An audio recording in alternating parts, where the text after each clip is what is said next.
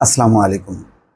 যুক্তরাষ্ট্রের কলম্বিয়া বিশ্ববিদ্যালয়ে শিক্ষার্থীদের বিক্ষোভ নিয়ন্ত্রণের চেষ্টা করলেও সেই বিক্ষোভ শুধুমাত্র যুক্তরাষ্ট্রেই নয়, আশেপাশের আরও ৬টি দেশে ছড়িয়ে গেছে।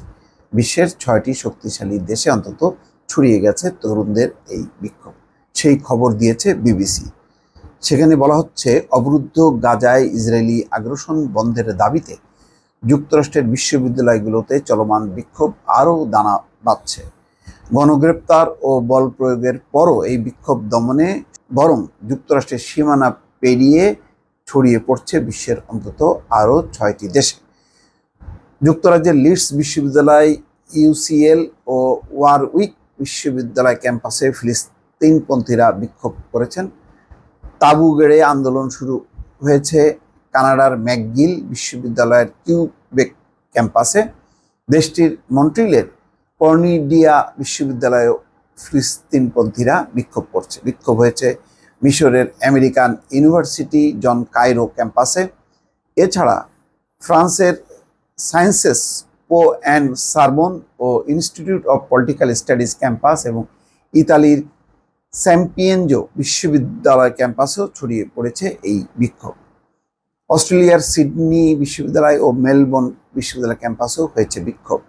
যুক্তরাষ্ট্রের নিউ ইয়র্কের কলম্বিয়া বিশ্ববিদ্যালয় থেকে সপ্তাহ দুয়েক আগে গাজায়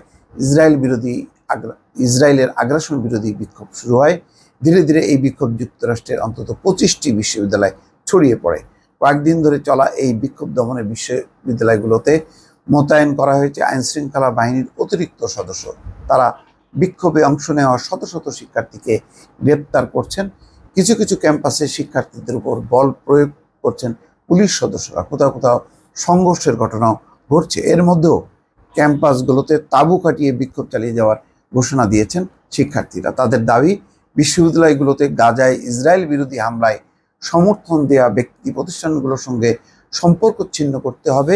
গাজায় অবিলম্বে যুদ্ধবিরতির দাবিও জানিয়েছেন শিক্ষার্থীরা। সেই কারণে দর্শক, কলম্বিয়া বিশ্ববিদ্যালয় যেখানে অবরুদ্ধ করেছিল ফিলিস্তিনপন্থী বিক্ষোভকারীরা, সেটি আপাতত নিয়ন্ত্রণ নিলেও পুলিশ এটি মনে করার কোনো কারণ নেই যে এই বিক্ষোভের মাত্রা শেষ হয়ে যাবে বা দমন হয়ে যাবে। বরং এটি অন্যান্য ক্যাম্পাসে প্রসারিত হচ্ছে যুক্তরাষ্ট্রের ভেতরেই। আর যুক্তরাষ্ট্রের বাইরে উন্নত দেশগুলোতেও এই বিক্ষোভ চলছে, কেননা তারা মনে করে ওইসব দেশের সরকার যদি চাপ প্রয়োগ করে ইসরায়েলের উপর, তাহলে এই গাজা বা ফিলিস্তিনিতে যেই বর্বর ন্যাক্কারজনক আগ্রাসন সেটি বন্ধ হবে। দর্শক, ভালো থাকবেন। আল্লাহ হাফেজ।